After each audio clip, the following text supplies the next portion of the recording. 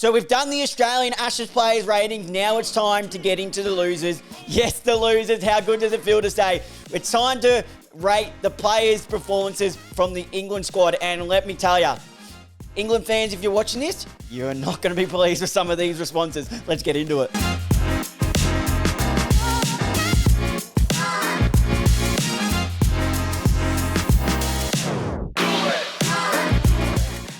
Yes, hello everybody and welcome back to the Up the Guts YouTube channel. As you would have saw on Monday, I dropped the Australian Ashes player rating, so now it is time to get into the England Ashes players rating. If you didn't watch that video, make sure to go and watch that before this one, because obviously you want to see the winners first. You don't want to hear about the losers, but this is all about having fun, pretty much giving a dig to all the English that thought they were coming over here to make a challenge, and they failed miserably. Let's be honest, completely honest. But if you didn't watch it and you're watching this first right now, as it's come up on your channel browse features first, I'll quickly go over my tier list. So I've gone with S, A, B, C, D, and an F. Now, spoiler alert, no one from the Australian squad made it into my F column. I have a sneaky suspicion we might get a couple of England players in the F column. But without further ado, let's get straight into it and find out. All right, let's start it off with Zach Crawley, the opener, 273 runs at 27.30, 250s to his name during the series, and a high score of 85. Took a while to adjust to the Australian conditions. He's already been out here before, but still took a while to adjust. And then he sort of found a middle ground of, because he just looked like he was coming out all guns blazing at the start, but then somewhat found a middle ground of proper test batting and then going when it needs to go. So, as for Zach Crawley, it wasn't amazing, so I'm going to put him in the C tier. Definitely wasn't the worst performed batsman for the England by a long stretch, that was. Did make my Ashes 11 team for the series, so in the C tier, Zach Crawley goes. Now, his opening partner, Ben Duckett, 202 runs at an average of 20.2 with a high score of 42. He struggled big time, obviously had that incident in Noosa as well. Struggled big time. Sorry, as my phone just goes to full, it's got all my stats. Excuse me. Did struggle, but then also with that 42 and other, he had starts where it looked like he was going to really build on and making innings. He just got himself out in stupid ways. Normally it was caught behind, flaring at a wide shot, the Australian, sucking him in with a wide delivery, knowing that he doesn't leave many balls at all, so they left the wide one out, hoping that he would attack it to get him caught behind, and it sucked him in nearly every time. So Ben Duckett, I'm going to put him in, not quite the F tier, but I'm going to put him in the D tier. Ollie Pope, 125 runs at 20.8, the high score of 46. I thought in the first test in the first innings, he was one of the, if not their better batters. Then struggled from there on in, and then had his spot replaced by Jacob Beffel. I thought, oh, Jesus, Ollie Pope might come. You know what, I'm just going to move my phone and put it down here with the stats. But yeah, I thought, oh, he might be one to watch. He'd been in reasonably good form in the English-India series prior to the Ashes. So that was one reason why he got his spot originally. But after that first test in the first innings, fired absolutely no shots at all and eventually lost his spot. So I think that has to be none other than an F-tier performance for mine. Not only was it an F-tier performance, but it has to beg the question is, where does the future lie for Ollie Pope with the likes who we'll touch on in a second, Jacob Beffel, who will be coming up very shortly, starring at that number 3 spot. Where does it leave Ollie Pope? He already had his vice-captaincy role taken off and given off to Harry Brook, so they don't trust him as a leader, and at the moment, they don't trust him in their best team. So where does the future lie for Ollie Pope? Because you're picking Jacob Beffel every day of the week over Ollie Pope. So, Ollie Pope has, there's some big questions around Ollie Pope and the future in this English Test team. Speaking of him, Jacob Beffel only played the 2 matches, 205 runs at an average of 51.2, had that magnificent 100, his first 100 ever. Didn't have a first class, which was well documented, first class 100 coming into the series, but showed his class to a high score of 154 and why the England selectors and public back him in so much. Talking about him, I know I made a clip about how much Michael Vaughan rates him, but we saw that why. Now, and then also took a wicket of the ball because he bowled some pretty handy spin at times, but only took a 1 wicket at 68, so 152. Do I?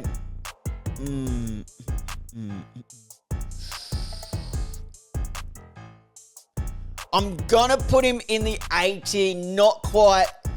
Is it an ST performance? High score of 104. I'm tossing up between S and A, but I think I'm just going to put him in the A tier for now. Might be a bit stiff, but he's definitely one for the future Jacob Bethel. For the next 10 to 15 years to come, could be ripping all international attacks apart with plenty of test runs to be made. With the technique that he has, he shows, we know he's already made 100 for them at ODI level, so he has that power hitting game, but the way he batted the SCG just showed he's a proper test cricketer and really thinks about the game. So I'm really excited to see the future of Jacob Bethel. Next up is Joe Root, 400 runs at 44.44, 200s to his name, a high score of 160. Didn't have 100 coming over to Australia in Australia before, then got 200s this series. Bowled a little bit too, didn't manage to grab a wicket, but did bowl a little bit, obviously, them lacking a spinner. Bowls handy spin at times as a part-timer, but his batting was the real talking point. He showed, again, a lot of the England players what it is like to play test match cricket. He puts away the bad ball, but he's patient, and he's done that throughout his whole career, over 10,000 test runs, and he just showed his pure class at the back, still at the back end of his career. So Joe Root can go with Jacob Bethel in the A tier for me. Next up, a frustrating player to watch if you're an England supporter at times, especially in this series, is Harry Brook. 358 runs at 39.77, 250s and a high score of 84. Just has no first gear really. It's just all gun blazing, and while it will pay off sometimes, and when it pays off, you go, oh, what a genius. There's going to be times where he is found out, and this series is where he got found out. But I mean, still 358 runs, and there was times, innings where I'm like, oh no, this is the Harry Brook innings that we have been dreading on happening as an Australian. And then he would just get himself out in the most ridiculous ways, playing at a shot that he does not need to play at. But I'm going to give him a bit of courtesy and actually put him in the B tier for this one.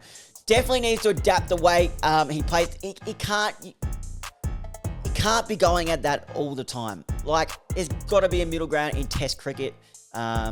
Is that the way he plays, or is that a Brendan McCullum thing that they put out there? But it's just frustrating. I know Stuart Broad was frustrated in the Channel 7 box when commentating, especially when there was 3 for not many, and he advanced down the wicket first ball. As an English, you would be absolutely fuming, going, Harry, what are you doing? But he wasn't terrible. He just loves to play with fire. And while it normally pays off, this series didn't pay off as much as it normally does. But B tier rating for Harry Brook. Up is the captain, Ben Stokes. Now, frustrating series of him. We saw him backing his teammates in consistently. I thought he bowled bright and cast a lot too often, but it would have been such a frustrating series. Didn't perform as well with the bat as he would have liked. 184 runs at 18.4, 250s for a high score at 83. But all this talk about Bazball, and the leader of the team was probably the first one to put the sword down or put the flag down and surrender, then started playing proper test match cricket. So it just looked like on one instant Harry Brook was coming out and playing Bazball cricket, and then Ben Stokes was going, nah, stuff it, I'll just come out and do my own thing. So it was a bit confusing, but where he did really perform, I thought he was really good with the ball. Underbowled himself at times. I would love to see him, as many people said, with the new ball at times. And then in shorter spells, because I'm glad that as a spectator, he didn't break down, but God, he looked close. He looked close to breaking down. 15 wickets at 25 with best figures of 5 for 23. I'm going to put Ben Stokes along with Harry Brook in... Ooh, am I? Nah, yeah, I'll put him in the B or the C tier. 15 wickets at 25.13. 184 runs. Purely for the entertainment he brought to, we saw the passion. I'm going to put him in the B tier. The way the anger he showed, he looked like he was one of the only ones who cared out there. Now, Jamie Smith, massive raps coming over here prior to this series. First time we were seeing him in Australia. Had a test average of over 40 with the bat might have even been 50 prior to coming over here. And didn't shine at all until that one innings where we're like, okay, so is this the Jamie Smith we've been missing out on? Where he made 60, couldn't quite go on with it. 211 runs at 23.44. That 150, 14 catches and a stumping. But I thought he kept quite poorly. Dropped some really important catches and some really easy catches in comparison to Alex Carey, who kept beautifully. So I'm actually going to put Jamie Smith in the DT. I thought it was quite a poor series from Jamie Smith after reading up and hearing about, Jamie Smith this, Jamie Smith that, and he just did not fire a shot really in the end, other than that 60 where he took that session by the scruff of the neck. But other than that, it was quite a poor series from Jamie Smith, so I'm going to put him in the D tier.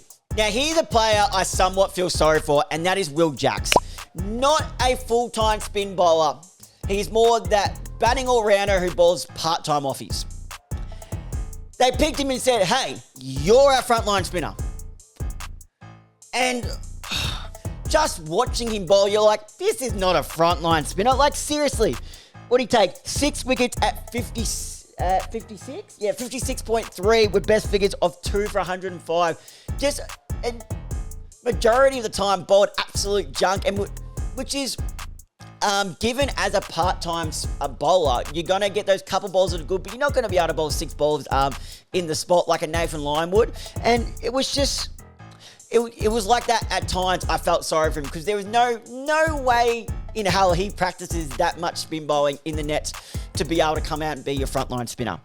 But with the bat, I thought he was solid at times. Really hold that middle to tail end together. At points played some.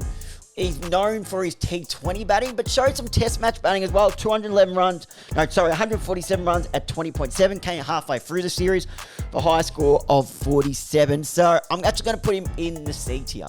Next up is Gus Atkinson. Someone who probably didn't get bang for his money because I thought he bowled in reasonably good areas, but then only took the 6 wickets on the 4 test at 47.33 with best figures of 2 for 28. Arguably bowled better than Bryden Cast, but just wasn't rewarded with the wickets. So 6 wickets as one of the frontline bowlers has to go in the D tier. And then broke down as well. So D tier for me. Speaking of the man, Bryden Cast, 22 wickets at 30.31 with best figures of 4 for 31, but did bowl a lot of junk at time, was really expensive, couldn't put 6 balls in the same spot as you'd think as a quality world-class bowler, but did take the second most wickets of the series. So you got to take one. Do you want the wickets or do you want the runs? I think at times there was periods where Ben Stokes should have dragged him and said, mate, this is absolute garbage. But then he's got 22 wickets, second behind Mitchell Starc. So, like, you got to weigh it up in the end. But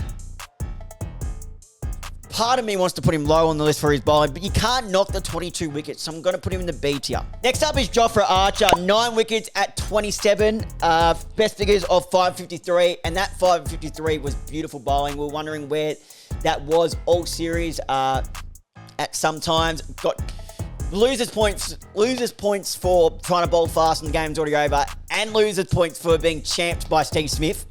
Definitely losers points there. But where he shined as well was with the bat. 102 runs at 25.5 as a number 9 batsman. Number 10. 150 and a high score of 51. And that 51 was clinical. Played some beautiful drives and I was like, okay, he can definitely hold a bat. I've never really seen him bat properly like that. And I'm just like, okay, you're not just a number 10 or 11 who will run straight through him. He held his own at points. Well, he's a tough one. He's in between C and B, but I think he has to go in C because there was just periods where he just didn't impact at all, was wayward, and then broke down. Now, why was this man not in the squad from the start? I mean, from in the side, he was in the squad, but why was he in the side from the start? And that is Josh Chung. 18 wickets at 20.11. He demonstrated and showed every English bowler out there on the pitch and in his team how to bowl in test match cricket on Australian wickets. It's not rocket science. Put the ball on a line and a length, put it back of a length and hit the same areas six balls in a row and you will be rewarded for your efforts. It is not rocket science. And Josh Chung was sitting back probably watching going, what the hell is going on here? And then gets his time and goes, boys, sit back, watch this. This is how it's done. And then absolutely was clinical with the ball, was their best baller by a country mile. And for that reason, he hasn't got much competition. But for me, he goes in the S tier compared to the other players because he was the one who actually used some brain and bowled proper test match bowling and was threatening. So Josh Tongue, well done. You are the first player and, spoil it, only player for the England team in the S tier column. Right, let's just get this over and done with. Mark Wood and Matty Potts. Let's both put you in the F tier. Mark Wood came in under injury cloud, obviously hasn't played for a while, getting older, broke down after one test. F tier straight away. Didn't even capture a wicket in that test, by the way. Matty Potts. Matty Potts. I tell you what, there would be some thirds cricketers that could have put you over the fence the way you were bowling. That was absolute garbage. And part of me was like, why did they pick him? Because he clearly wasn't ready, and you picked him for the last test.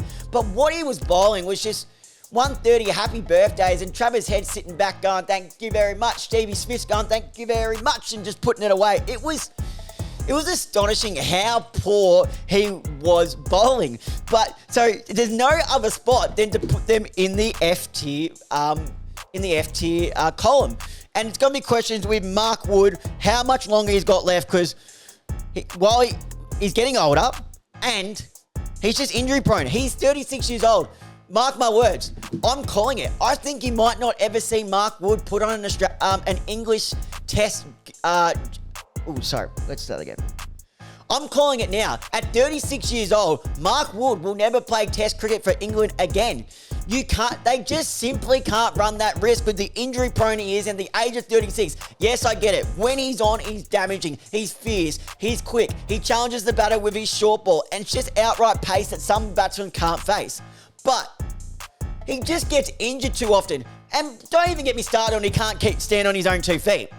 Like, surely at 36 years old, after how long you've been playing cricket, you've worked out your run-up by now to keep yourself standing on your 2 feet. By all means, that you could argue that's just his competitiveness, showing how much effort he's putting into it. But give me a spell. Like, come on. You're playing roly-polies down there, kind of like Steve Smith, the SCG test.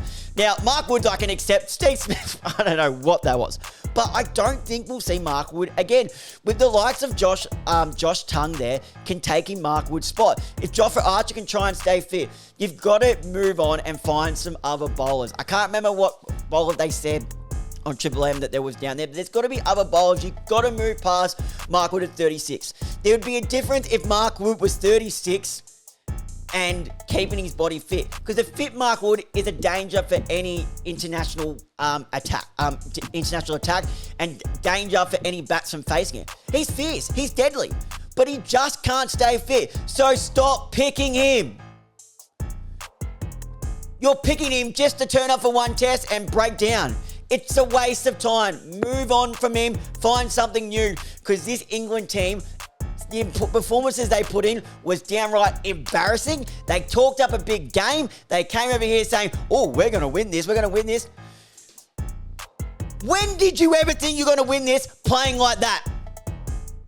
Playing like that. And then they won one game. They're like, oh, we're going to make it 3-2. We're going to make it. No, you're not. Especially when you picked Matty Potts in the last test. They said 3-2. 3-2 would be a win. But they picked Matty Potts and he comes in. I've normally batted number 11 back when I used to play cricket, but I can face Matty Potts. Like, some of them was like, oh my God. Okay, that might be a reach. But you get what I'm saying. They talked a big game and they did not back it up. You had Ben Stokes calling them weak-minded, and I will not accept soft players on my team. He's saying that about his own teammates. England cricket have some big questions to be made after this series. I know they've called it a meeting, or what's the word I'm looking for? A review is what I'm looking for. Something needs to change. Is it some players that need to move past, like the likes of Mark Wood? Ollie Pope, possibly. Guess we'll find out in 2027. Well, there you have it, guys. There is my Ashes players rating for the very poor, very embarrassing English team. Let's quickly go over it. S tier, standing alone, someone who can hold his head up high, is Josh Tongue. A tier, one for the future, Jacob Bethel, and the old class legend Joe Root. B tier, I've gone with Harry Brook. Ben Stokes, very lucky to be there. As is Brighton Cast, although he did take 22 wickets. C tier, Zach Crawley, Will Jacks, and Jofra Archer. D tier, I've gone with Ben Duckett. Could easily be an F, to be honest, but he still made a decent amount of runs, got some starts. So, Jamie Smith, working those glove works, man. Gus Atkinson, F tier, I've gone with Ollie Pope, Mark Wood, and Matty Potts. It even hurts saying your name at the moment because I don't know what I just watched, so I feel like throwing up. But that is my Ashes players rating for the England team. I've already done the Australian one, so if you haven't already seen that, make sure to go back and watch that one. But thank you guys for watching along. It's been an interesting, well talked about Ashes series, but everything has to come to an end, and unfortunately, that is the end of the Ashes series. And it's sad times, but you know what that means? It means the AFL season is getting closer and closer. So you damn right know we have got some AFL season preview content coming up. But thank you guys for watching today. If you did enjoy this video and enjoyed all of the Ashes cricket content, by all means, I'm still going to keep up to date with my local cricket and Victoria Premier Cricket stuff. So make sure you hit that subscribe button so you don't miss out on any of them. Turn the notification bell on so you're notified whenever we upload. Also, if you enjoyed this video, make sure to leave a like and comment on this video. But until next time, I'll see you guys then.